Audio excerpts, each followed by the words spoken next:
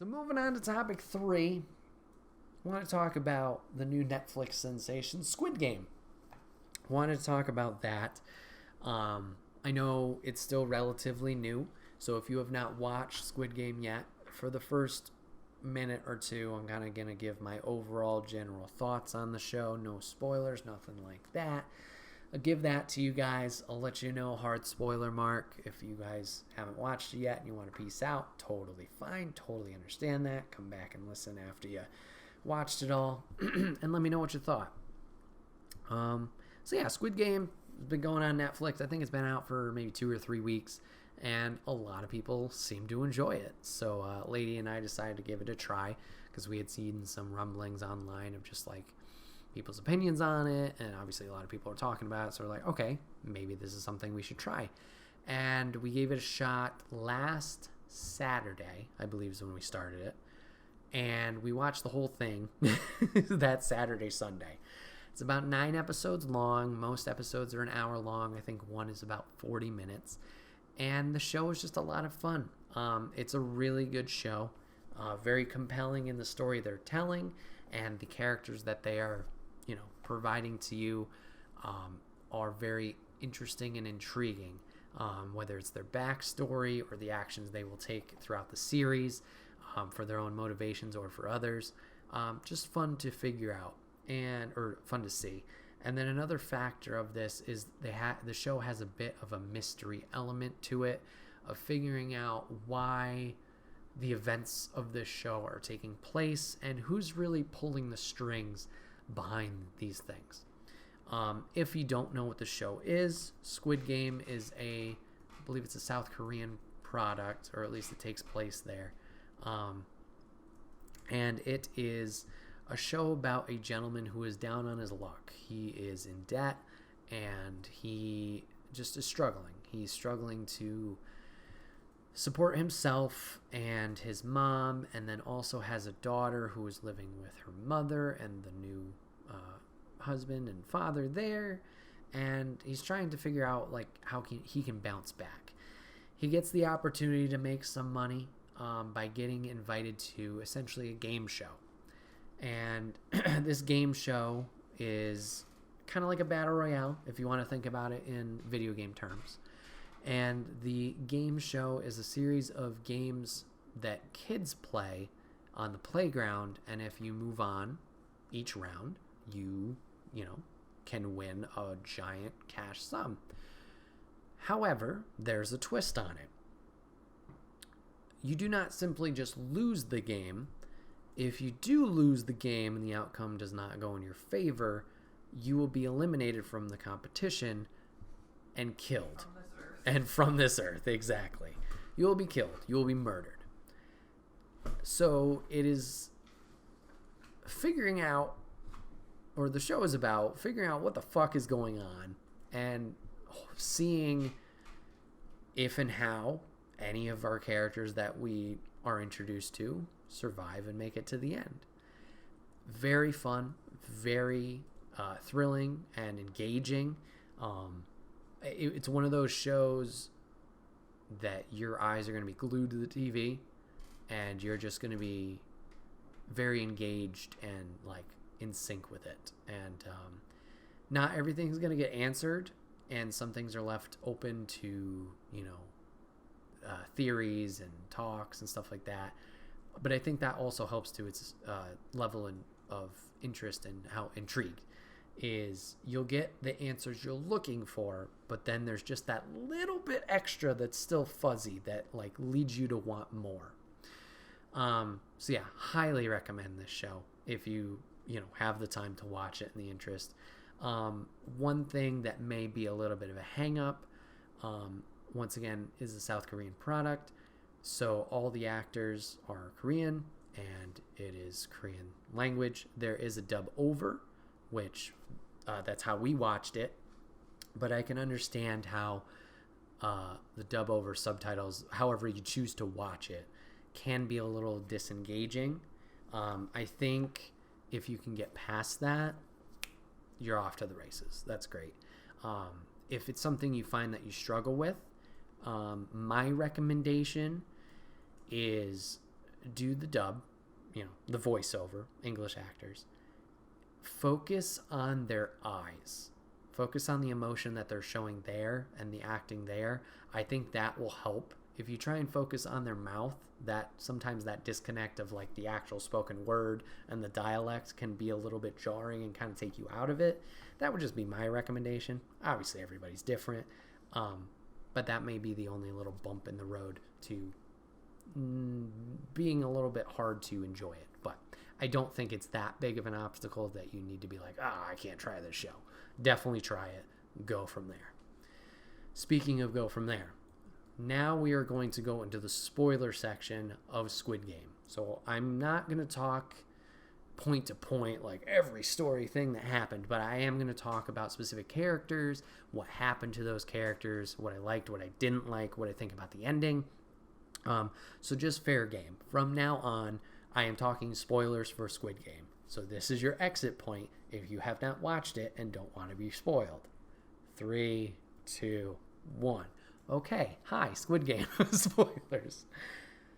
Man, this show sucks. The characters that you get attached to, just whoop, gone, bye. I'm an asshole now. Like, man, they do a really good job of making you care and then flipping it on you. There was a couple times with the main character. I'm not going to remember anybody's name, so I do apologize. I will just use descriptors of what their character was. Our main character kind of flipped a couple times for me. Like, I want to believe in him because he's the main character, right? I know from a general storytelling mindset, this is the guy that's going to the end. So I have to be invested in him. I have to get behind him, or at least, have some kind of care. There's a couple times in the show he kind of flips on me and I'm like, he is piece of shit. And I think the biggest example of that is the older man that he takes advantage of the dementia for. And we see that obviously in the marble game where he sucks at it. And then he has to use this advantage of using the old man's dementia against him. And, he does win you back in the end. But I do remember watching that whole episode of the games and just hating him. Just being like, you piece of shit. Like, I felt for you in these previous episodes and, got behind you. It was like, yeah, you're going to do it. You got a good heart. But like, that little section, like, I got angry. And I get it. It's life or death. Literally, when they know they're head to head in that moment. So he's got to do what he has to do. But that just made me angry. I'm glad that they did pull it back around towards the back half of the series or the later run of it or whatever, of like, I was really pulling for him again to win. And I think something that helped out with that is having such big antagonists or characters that like I was rooting against.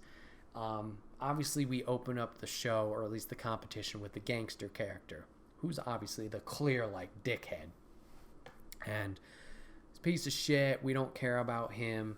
You do get moments of like, not hope for him, but sympathy of like, it's a ploy of like, I'm this big tough guy, but he's scared at times and like he shows weaknesses, so you can relate a little bit. But for the most part, he's a piece of shit. So you have the easy one with him, but then you also have the best friend come in towards, once again, the same point where I thought main character was a dickhead of the Marvel game, where he's kind of a piece of shit. And you get allusions to it or little nods and hints at it early on in the series too, with the cookie thing. I don't remember the name of the game, where he could have warned the main character that the umbrella was not the route to go, but he decided not to. But yeah, once we get to the marble, like, he was smart. He did what he needed to do, but he turned on the homie. He turned on the assembly line worker, the Indian gentleman. Blanking on his name. But turns on him steals the marbles from him, essentially, wins them fair and square, whatever you want to say, and gets him killed. And then he goes like full-on villain after this point. With the panes of glass, he pushes the guy that helps them to discover which pane is good, which one is not. And he kills our teenage girl, the girl who's just trying to get money for her brother and let him have a good life. Fucking murders her. She was already dead. Just let her die. Why'd you have to fucking Super Saiyan sprint over to her bed and, do that? It's just like, ooh, boy, man, you... Early on, he had me. I was like, yeah, I want this guy to be cool too. But then, good storytelling. Fuck that guy. So yeah, we had the thief girl. She was an interesting one. I didn't really feel sympathy for her until closer to the end. Man, the marble episode really had a lot of like, this is the flip and the downhill for a lot of characters. She was the flip for me for that point. Obviously, we had the interaction with the other girl who had nothing and made the sacrifice for her and her brother. But seeing her be vulnerable, because the rest of the show, at least up to that point, she was just like, I'm tough and I don't give a shit. And, she was a lone wolf. And it was hard to sympathize with her in that moment. And I know she had to, because who else did she have? She had literally nobody. So she's got to do this for herself and once again for her brother to give him a better life. But yeah, she won me over towards the end. That was a hurtful one, once again, seeing her die, especially at the dude's hand and the knife. And then, yeah, we got the character who in one episode won everyone over by sacrificing herself at the marble game, being the other girl. She was just kind of randomly thrown in during the tug of war, and I was like, oh, okay, fine, whatever. But yeah, she really had a lot of character development in one episode, and that just shows the strength of, obviously, the actress and then the writing that she was given for her and her character. Old man, best character there is, just showing, like, obviously he has his struggles with health, and that's unfortunate, and you want him to get better, so you're cheering him on. But then just, I don't know if it was the mental health, like, taking effect or whatever, but his innocence, especially in the red light, green light episode, his innocence and just, like, joy of just playing the game and not recognizing what's going on around him. People are being shot for moving. Just rooting him on and, glad that he was pulling through these games, whether it was red light, green light, whether it was the cookie, whether it was the tug of war. Unfortunately, his health did deteriorate, and we saw the fate of that in the marble game. But then seeing what the old man actually is at the end of the series, seeing that he was pulling the strings here, a little concerning, but also kind of intriguing of, like, just obviously this is the overall point of the whole show, like why this game is even happening. This man is so rich that he's bored out of his fucking mind that he's gonna, puppeteer the poor, the people, in dismay, and make this sick and twisted game. That was an interesting twist to it.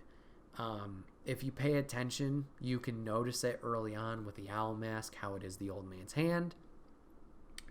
And I did have that epiphany when it happened, but I was like, it's one of those, like, was that? Wasn't it? You couldn't 100% confirm for yourself until later on. So yeah, that was intriguing. Going into, like, the whole Squid Game, like, troop and armada, in some ways it delivered a lot. It delivered this mystery of, like, what's going on, who's really in charge, who are these fucking assholes in their animal masks, yay America, like, who are these pieces of shit? But then there's other ways where it kind of just not fell flat, but it kind of, like, made you scratch your head a few times. And there's two examples I can think of where it did that. this. And the first example is, I think, in episode 2 or 3, where they're doing the sugar cookie thing. And there's the one guy who's going to fail, or does fail, and he rebels against the guards. Gets a weapon of some kind, holds one of them hostage. There's a whole standoff. He asks the one guy he has as hostage to take his mask off. Guy takes off his mask, and it's a younger gentleman.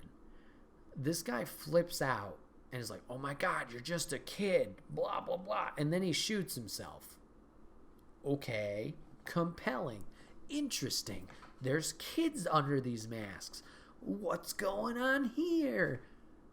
Then we just never bring that up again? Or the people under the mask weren't kids? Interesting. Was it just that this happened, this one circle or whatever shape he was just happened to be a kid? Okay, fine.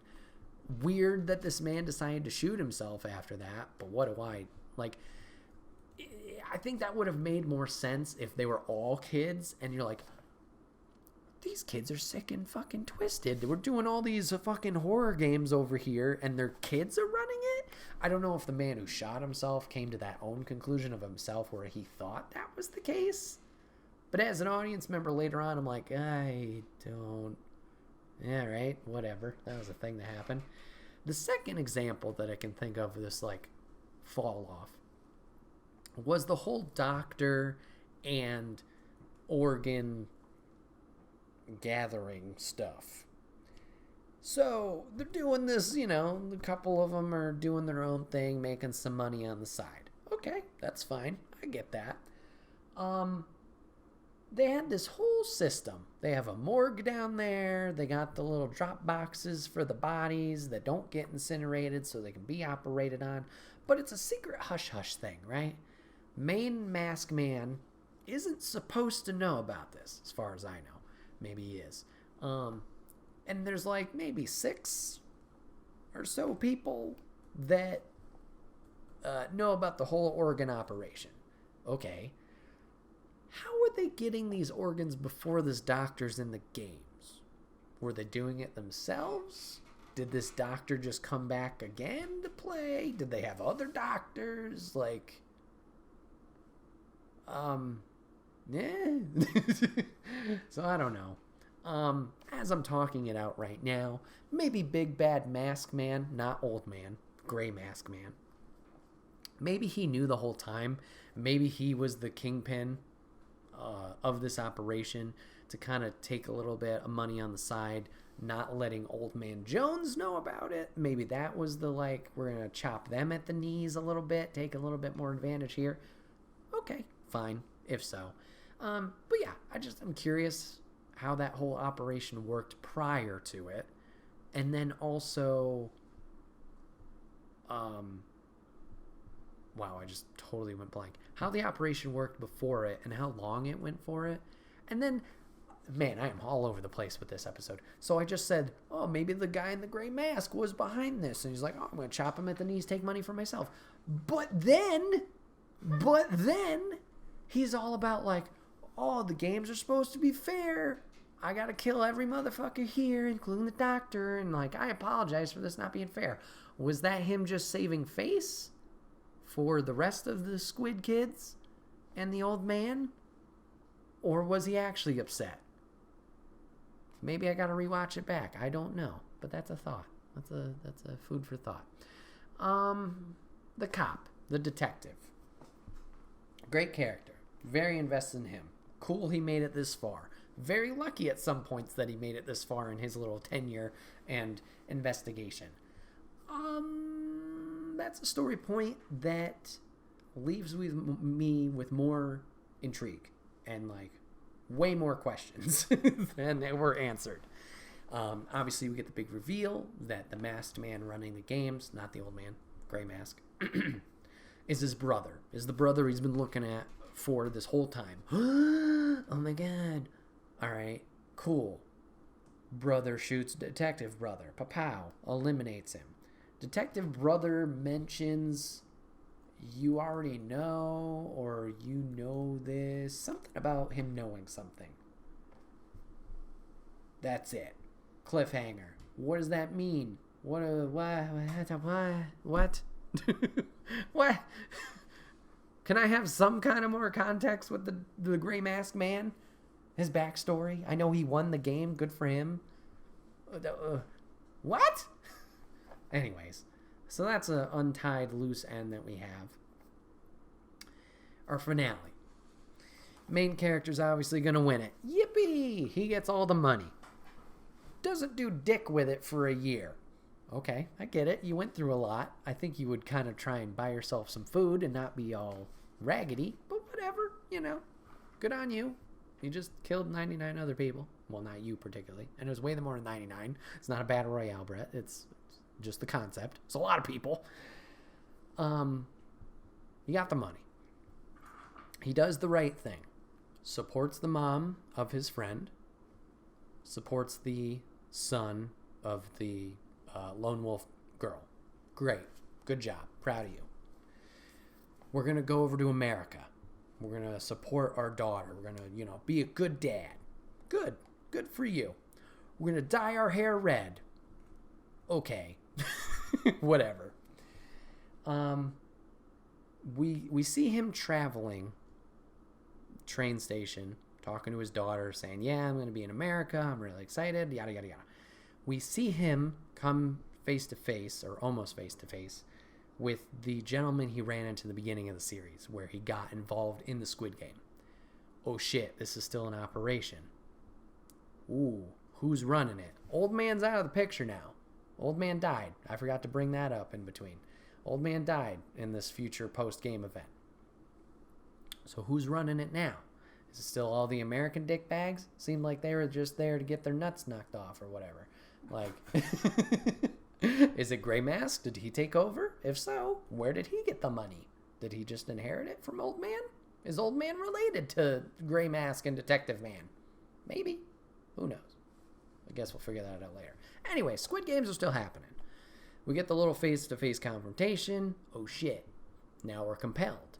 We have a new card from the Joe Schmo over here who's getting his face slapped. So now we have that compelling boom, boom, boom factor. He's going to go to the plane. He's going to call the number. He's going to essentially fucking take in this shit. I'll find you. I will kill you. You don't have my daughter, but still. And we're obviously going to see him not go on the plane, which is very sad because, his daughter is getting the short end of the stick by far on this whole thing. Once again. And he's going to, which makes sense. He's going to try and stop this entity, the Squid Game thing, for good. And that will lead us to the end of the series. Ends there. And we might get a follow-up. There's no confirmation, at least at this point. I think it's all speculation if a season 2 is happening. At this moment, I can't see why they wouldn't make another or make more because A, obviously this thing is blown up way more than they thought it would. I think there's interviews of the actors being like, yeah, this was just a thing we did. Not expecting the success rate. And the way they left it off, there's obviously more story to tell. Whether it is obviously with this main character and how he particularly stops the challenge. I don't think he would put himself back into the games to do that. That would be very risky. So it's going to be interesting to see how he would do that. Also, you have this open end with the family, with the detective and Gray Mask. Like, why is Gray Mask doing this now? Did he just learn from his past experience of winning the games, being like, you know what, I want part of this. Like, obviously this is doing something. And like, who's running it? Is Gray Mask running it, or is it somebody else? And then clearly this operation goes bigger than South Korea. Like, obviously the American dickheads are here. Is it just their patrons? And it's like, I have a lot of money. He. I was friends with Old Man, so I just am bored and want to bet on the horses, except it's not the horses. Maybe that's just the case. I don't know. But I'm very intrigued and interested to see where this continues and if it does continue. If it doesn't, it will hurt a little bit just because those questions won't be answered. But honestly, I'd be fine with that because of how strong of a story this is. And I know some people listening are probably like, what? You'd be fine with it ending there? That was fucking awesome. We need more.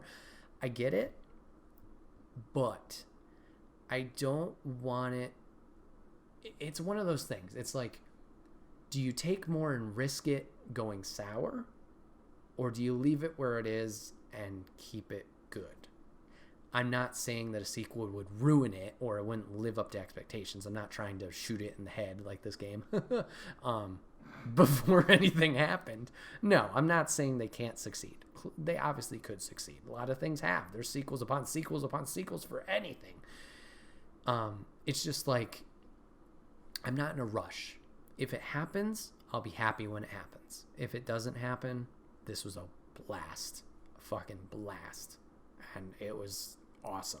Especially with no expectations going in and never hearing about it before all this internet blow up. Just really cool. Really cool to watch. Really cool to experience. And I hope you guys who did watch it enjoyed it too. And if you stuck around for all those spoilers and you haven't watched it, hopefully you give it a chance now. Or, you know, you're just like... You just heard. Yeah, exactly. Well, I mean, yeah, forget everything I just told you. But, you know, you can still get something out of it. Or you're just like, Brett gave me a summary. I'm good. I didn't do justice. No. Shut up. I tried. But yeah, great show. Highly recommend. This has been another episode of the Wait, What Are We Talking About podcast. My name is Brett, aka Enigma9011. I appreciate you guys hanging out and watching or listening this today. If you want to catch the podcast live, you can go over to twitch.tv/Enigma9011 every Sunday at 8 p.m. Eastern. You can join the chat like Papa Griff and Mrs. G did today. If you're a subscriber over there, we'd love to have you. If you can't catch it live, that's A-OK. It's over on YouTube and podcast services the very next week, where it's broken up topic by topic and put as one big video and MP3 for your amusement on the following Friday. Hashtag add merch store. You get all of your swag over there. T-shirts, cups, backpacks, and more. Rep the brand. Support us. It would be greatly appreciated. And then remember, last but not least, announcement. Extra Life 2021 is happening on November 20th of this year. Saturday to Sunday, 24 hours of gaming, raising money for Children's Miracle Network Hospital. So if you can help us out there, whether it's by watching, donating, or just spreading the word, it would be awesome. I appreciate you guys hanging out today, letting me gush about some Disney, some wrestling, and Squid Game. It was a lot of fun chatting with you guys today. Looking forward to more of these podcasts. They keep getting better and better, and I get more excited, especially with some future episodes coming up of just the momentum we have, and the guests we're going to have on should be some good conversations. Appreciate you guys hanging out today. Give it a watch, give it a listen, and I'll see you guys on the next one. Take care.